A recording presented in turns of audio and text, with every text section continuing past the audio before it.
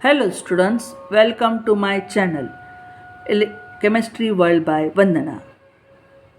This is the part 7 for electrochemistry chapter 12th standard. Now the next topic is electrolytic cells and electrolysis.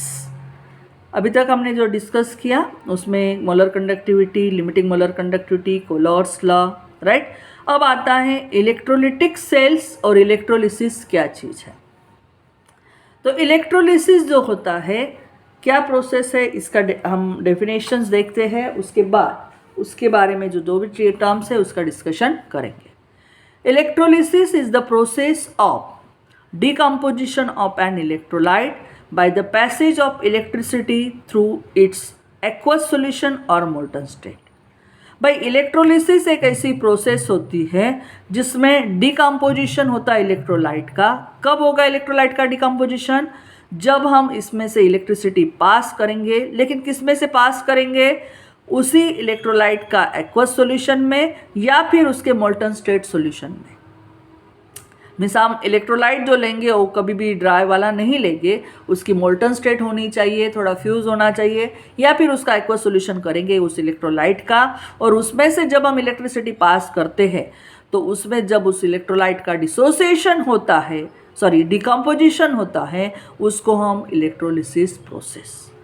तो it is the process, electrolysis एक process है किसकी? Of decomposition of the an electrolyte by passage of electricity through its aqueous or molten state solution. तो electrolysis is carried out in electrolytic cells. ऐसा थोड़ा है कि कहीं भी कैरिड करे, उसके लिए खास इंस्ट्रूमेंट होता है और वो होता है इलेक्ट्रोलिटिक सेल्स। इलेक्ट्रोलिटिक सेल्स जो होता है क्या होता है, इसमें अगर मैं एक एग्जांपल लेके दूँ कि अगर मैं एक इलेक्ट्रोलिटिक सेल्स कॉपर के एग्जांपल से ले रही हूँ, दो कॉपर रॉड्स लिए मैंने और एक्वस सॉल्यूशन जैसे उन्होंने लिया कॉपर सल्फेट का, इनके अंदर डीप किए। जब मैं डायरेक्ट वोल्टेज या डीसी करंट डायरेक्ट करंट में पास कर रही हूँ दोनों इलेक्ट्रोड में से, तो एनोड में copper is converted to copper plus ion by loss of electrons, right. Anode पे ऑक्सीडेशन होता है तो कॉपर लॉस करेगा इलेक्ट्रॉन और कॉपर प्लस आयन बनेगा, जबकि कैथोड पे copper metal is deposited because there is a gain of electron.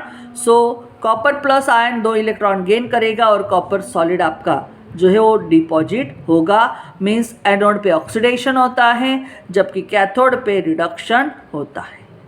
तो इलेक्ट्रोलिसिस प्रोसेस खास इलेक्ट्रोलिटिक सेल्स में कैरिड आउट की जाती है, जिसका उन्होंने दिया इलेक्ट्रोलिटिक सेल्स में क्या होता है। सिंपल आपके दो कॉपर के रॉड होते हैं, डिप किए होते हैं, और उसका कॉपर सल्फेट का जैसे आप बोल सकते हो कि इलेक्ट्रोलाइट सॉल्यूशंस जो है वो एक्वस सॉल्यूशन उसमें फिलअप किया गया है, राइट, और बाद में उसको एक्सटर्नली ऐसे सर्किट ज्वाइन किया गया है। तो क्या होगा भाई, एक एनोड पे ऑक्सीडेशन होता है और कैथोड पे आपका रिडक्शन होता है। तो एनोड पे आपका कॉपर लॉस करके कॉपर प्लस आयन बनाएगा और वही इलेक्ट्रॉन्स माइग्रेट होंगे और इधर आके एनोड पे कैथोड पे वो गेन करेगा और कॉपर डिपॉजिट होगा। मीन्स यहाँ पे ऑक्सीडेशन हो रहा है एनोड पे जबकि कैथोड पे रिडक्शन हो रहा है। Means this copper you can say that copper is oxidize at anode and while it is reduce at cathode. ये तो हो गया। This is an important industrial process, एक ऐसी इंपॉर्टेंट इंडस्ट्रियल प्रोसेस है जिसमें impure copper is converted to pure copper. Naturally भाई यहाँ पे जैसे कॉपर ने लॉस किया इलेक्ट्रॉन्स, तो नेचुरली लॉस करने के बाद वो यहाँ पे आ गए, गेन किए, और एक कॉपर यहाँ पे डिपॉजिट हो रहा है। मीन्स यहाँ पे इम्प्योरिटी जा रही है और यहाँ पे कॉपर डिपॉजिट होके प्यूरिफाई कॉपर बन रहा है। तो ये इंडस्ट्रियल प्रोसेस है जो for purification of the metal, जैसे कॉपर के प्यूरिफिकेशन में यूज़ की जाती है। ऐसे बहुत सारे में होता है, जैसे कौन से मेटल दिए हैं, sodium, magnesium, aluminium, these are also produce on large scale from their respective cations by electrochemical reduction. जैसे यहाँ पे कॉपर का किया, उसी तरह से सोडियम, एल्यूमिनियम या मैग्नीशियम, इनका भी प्रोडक्शन किया जाता है बहुत लार्ज स्केल पे उनके रिस्पेक्टिव कटायंस से, और वो इलेक्ट्रोकेमिकल रिडक्शन से होता है, जहाँ पे कोई केमिकल रिड्यूसिंग एजेंट हम यूज़ नहीं करते हैं, राइट। मीन्स डायरेक्टली उसमें कैथोड और एनोड ये दो इलेक्ट्रोड प्लेट्स की मदद से और इस तरह की रिडक्शन प्रोसेस, इस तरह की इलेक्ट्रोकेमिकल रिडक्शन प्रोसेस से हम यहाँ पे purification of sodium magnesium aluminium का करते हैं। जिसे कॉपर में प्यूरिफिकेशन के लिए यूज़ किया तो सोडियम मैग्नीशियम एल्यूमिनियम, कोई खास रिड्यूसिंग एजेंट नहीं यूज़ करेंगे, सिर्फ उसमें दो रॉड डालेंगे जिसे सोडियम का करना है या मैग्नीशियम का करना है, एल्यूमिनियम का करना है। तो एक प्यूरिफाई और एक अनप्योर, जैसे दो रॉड डाल देंगे, राइट, और उस तरह से उसका एक्वस सॉल्यूशन बनने के बाद उसमें से इलेक्ट्रिसिटी पास करेंगे और इस तरह से हमें एक प्यूरिफाइड मेटल मिलता है। और ये प्रोसेस इसमें यूज़ की है जहाँ पे कोई रिड्यूसिंग एजेंट यूज़ नहीं होता, राइट। तो ये एक चीज़ आपकी हो गई। दूसरा उन्होंने यहाँ पे दिया है कि जैसे sodium magnesium metals are produce by electrolysis of their fuse chloride. तो भाई सोडियम और मैग्नीशियम में उसके फ्यूज क्लोराइड, जैसे सोडियम में सोडियम क्लोराइड होगा, राइट, मोल्टन। मैग्नीशियम का तो मैग्नीशियम क्लोराइड यूज़ करते हैं। और an aluminium is produce by electrolysis, और एल्यूमिनियम के लिए अगर एल्यूमिनियम ऑक्साइड यूज़ किया जाता है जिसको एल्यूमिना बोला जाता है, और वो भी किसके प्रेजेंस में, क्रियोलाइट के प्रेजेंस में यूज़ किया जाता है, that is the sodium aluminium hexafluoride, right, this one is the cryolite. तो आपको अगर सोडियम मैग्नीशियम का प्यूरिफिकेशन करना है, प्रोड्यूस करना है इलेक्ट्रोलिसिस प्रोसेस से, तो उसका फ्यूज़ मतलब मोल्टन फॉर्म का sodium chloride aluminium magnesium chloride लोगे, और एल्यूमिनियम के लिए एल्यूमिना Al2O3 ऑक्साइड्स लोगे, वो भी किसके प्रेजेंट में, क्यूरोलाइट, that is Na3Al F6, right. वो क्यों है वो भी मेटलर्जी चैप्टर में आपको आएगा, खास उसका रीज़न है, तो उसमें हम यूज़ करते हैं। अब आपका आता है कि भाई क्वांटिटेटिव एस्पेक्ट क्या है इलेक्ट्रोलिसिस का, ठीक है। ये तो मैंने आपको बताया कि इलेक्ट्रोलिटिक सेल्स में हम इस तरह से दो रॉड डाल के प्यूरिफिकेशन करते हैं, लेकिन क्वांटिटेटिव एस्पेक्ट क्या है इलेक्ट्रोलिसिस का, कि भाई किस तरह से उसका लार्ज क्वांटिटी में, जैसे एक बड़ी मात्रा में उसको इलेक्ट्रोलिसिस को हम किस तरह से एक्सप्लेन कर सकते हैं।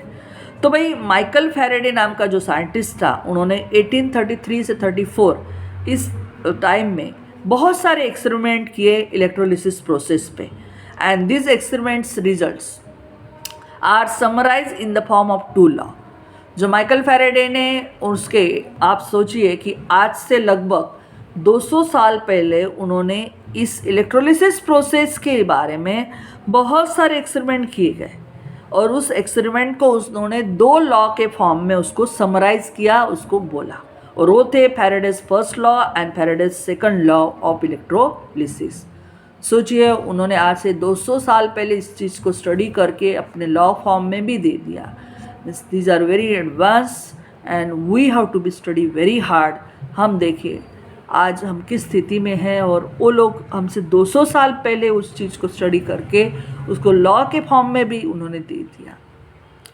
तो फैराडेज का जो फर्स्ट लॉ ऑफ इलेक्ट्रोलिसिस था, the amount of any substance deposited और liberated at any electrode is directly proportional to the quantity of electricity pass through the electrolyte, that may be solution और molten form. अभी हमने देखा कि electrolysis process में जैसे 2 electrodes होते हैं और उसके एक्वस सॉल्यूशन या मोल्टन सॉल्यूशन आपका जो था इलेक्ट्रोलाइट का उसमें डीप होते हैं, बाद में इलेक्ट्रिसिटी फॉर्म का पास करके उसका हम डिकम्पोजिशन करते हैं, और उस हिसाब से आपको एनोड और कैथोड पे ऑक्सीडेशन से लॉस ऑफ इलेक्ट्रॉन होता है, और कैथोड पे deposition of that one metal होता है। ये देखा। तो फैराडेज का फर्स्ट लॉ यही बोल रहा है कि जो भी सब्सटेंस हमारी डिपॉजिट हो रही है कैथोड पे, या जो भी सब्सटेंस हमारा लिबरेट हो रहा है एनोड पे, राइट, वो डायरेक्टली किसको प्रोपोर्शनल होता है, कितने अमाउंट की इलेक्ट्रिसिटी आप उस इलेक्ट्रोलाइट में पास करते हो, राइट। सो ये पहला लॉ फैराडे का हुआ। दूसरा लॉ क्या है, the amount of different substances liberated by the same quantity of electricity, जितने भी 2 अलग अलग सब्सटेंस है जो लिबरेट हुए, जितनी सेम क्वांटिटी हमने इलेक्ट्रिसिटी की पास की through the electrolytic solution, directly proportional to chemical equivalent weight chemical equivalent weight का मतलब होता है उसका atomic mass divided number of electron requires to reduce the कटाई, राइट। तो आपका फैराडे का सेकंड लॉ क्या बोल रहा है कि भाई जो भी अमाउंट होगी डिफरेंट सब्सटेंस की जो लिबरेट होती है सेम क्वांटिटी ऑफ इलेक्ट्रिसिटी से उस इलेक्ट्रोलिटिक सॉल्यूशन में से वो उसके केमिकल इक्विवेलेंट वेट को प्रोपोर्शनल होता है। मतलब ठीक है भाई, वो पहले लॉ में तो बताया कि जो भी अमाउंट डिपॉजिट या लिबरेट होगी वो अमाउंट ऑफ इलेक्ट्रिसिटी को प्रोपोर्शनल है। अब जो लिबरेट हो रही है, लेकिन सपोज मैंने दो अलग अलग सब्सटेंस लिए तो मैंने सेम क्वांटिटी इलेक्ट्रिसिटी की पास की, तो क्या दोनों सब्सटेंस की जो भी डिपॉजिट होगे वो सेम होगे?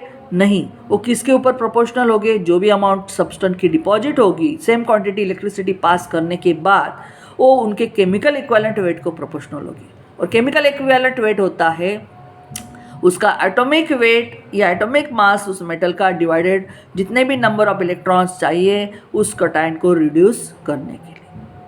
वो आगे आएगा, उसका भी मैं बताऊंगी आपको। तो Q is equal to I into T. This is the amount of electricity is equal to, आपको पता ही, I into T. I is the current that is in ampere, T is the time, right. इस तरह से आपका एक दिया हुआ है। अब इसका आगे का कंसेप्ट क्या है वो मैं थोड़ा सा आपको यहाँ पे बता देती हूँ, बहुत इंटरेस्टिंग है। देखिए, जो चार्ज होता है कोई भी इलेक्ट्रॉन के ऊपर वो किसके बराबर होता है? चार्ज ऑन इलेक्ट्रॉन 1.6 नॉट्स टू 10⁻⁻19 कूलम। और एक मोल जो इलेक्ट्रॉन्स होते हैं उसमें कितने नंबर ऑफ इलेक्ट्रॉन्स होते हैं? 1 मोल। Avogadro's number 6.022 10⁻23 electrons. तो एक मोल इलेक्ट्रॉन के ऊपर चार्ज कितना होगा? अगर एक इलेक्ट्रॉन के ऊपर इतना है तो एक मोल मतलब एवोगाड्रोस नंबर ऑफ इलेक्ट्रॉन्स के ऊपर का होगा Avogadro's number multiply the charge on 1 electron. तो इन दोनों का मल्टीप्लिकेशन किया तो वो होगा 96485 कूलम। अब ये जो 485 है, राइट, वो मल्टीप्लिकेशन की सिंप्लिसिटी के लिए हम हमेशा उसको लिया जाता है 96500, मतलब वो लास्ट वाले जो 3 डिजिट है उसको होल नंबर कर दिया, क्योंकि मल्टीप्लिकेशन में सिंप्लिसिटी होती है 96500 कूलम। अब इसको क्या बोला जाता है? मैंने आपको बोला कि एक इलेक्ट्रॉन के ऊपर का चार्ज है 1.602 10⁻19 कूलम। तो एक मोल कोई भी अगर आप लेते हो, राइट, तो एक मोल में होता है क्वांटिटी इलेक्ट्रॉन्स का एवोगाड्रोस नंबर। तो एक मोल इलेक्ट्रॉन्स के ऊपर कितना चार्ज होगा? तो वो लगभग आता है 96500 कूलम। और उसी the charge on 1 mole of electron is called Faraday. 1 Faraday उसको बोला जाता है। तो 1 Faraday is equal to 96500 coulomb. तो भाई charge on n number of electrons, mole electron कितना होगा? अगर एक मोल के ऊपर 96500 कूलम है तो charge on n mole electrons, n मोल, कितने मोल? एक, जितने भी होंगे तो उसके ऊपर होगा Q is equal to NF, बराबर है। तो चलो भाई हम इसके लिए देख लेते, एग्जाम्पल है बहुत सारे, मैं आपको यहाँ पे 2 एग्जाम्पल डिस्कस कर रही हूँ। जैसे 1 mole of electron required for the reduction of 1 mole of silver, क्योंकि सिल्वर के ऊपर +1 चार्ज है। तो +1 चार्ज को जैसे आपको करने के लिए अगर उसको ये करना है तो रिडक्शन के लिए एक ही इलेक्ट्रॉन चाहिए, तो आपका Ag हो जाएगा। तो electricity require for reduction of 1 mole silver is equal to NF, तो कितना आएगा? 96500 कूलम। लेकिन मैग्नीशियम और एल्यूमिनियम के लिए कैसा है देख लीजिए। मैग्नीशियम के लिए रिड्यूस करने के लिए 2 इलेक्ट्रॉन लग रहे हैं, तो 1 mole of magnesium and 1 mole of aluminium required 2 mole of Faraday, 2 Faraday. जबकि एल्यूमिनियम लगा रहा है, एल्यूमिनियम 3 मोल के लिए आपका aluminium 1 mole of aluminium required 3 mole of electrons means 3F, इतना उसको चार्ज इतना उसको लग रहा है that for the reductions. Means this one is the, you can say that, आप इस तरह से निकाल सकते हैं कि जैसे वी कैन से दैट कितना मोल इलेक्ट्रॉन लगेगा वो यहाँ पे आपका आ गया। Means 1 mole of electron required for the reduction of 1 mole of this one. अब हमें तो मिल गया, लेकिन हमें चार्ज तो मिल गया। So Q is equal to I into T. The charge pass through the electrolytic cell during the electricity electrolysis is equal to the product of current in ampere and time in second. तो इस तरह से हम इसमें भी निकाल सकते हैं उसका कितना चार्ज है, उस तरह से हम यहाँ पे निकाल सकते हैं, क्योंकि it is just product of I into T. तो मुझे आशा करती हूँ कि आपको ये सब समझ में आ गया होगा कि how we can use it one. जैसे यहाँ पे मैंने आपको दिखाया कि what is the Kohlrausch's law के बाद आपने देखा इलेक्ट्रोलिसिस और आपका इलेक्ट्रोलिटिक सेल्स। तो आशा करती हूँ ये आपको समझ में आ गया होगा। And thank you for watching my video. If you have any doubt, write in comment box, and please subscribe my channel Chemistry World by Vandana and share to maximum students, and please suggest me if I want to be improve anything or you want anything। जितना जल्दी हो सके मैं अब हर chapter के ऊपर का, जैसे मैंने सॉल्यूशन का किया, इसी तरह से इलेक्ट्रो केमिस्ट्री का भी मैं क्वेश्चन आंसर डिस्कस करूंगी चैप्टर डिस्कशन के बाद। और उसी तरह से मैं JEE और नीट के MCQ का भी डिस्कशन का अब नया डेली जैसे 5 या 10 MCQ डिस्कस करने हैं, वो भी मैं चालू करने वाली हूँ। Thank you for watching my video. Please subscribe my channel chemistry world by Vandana.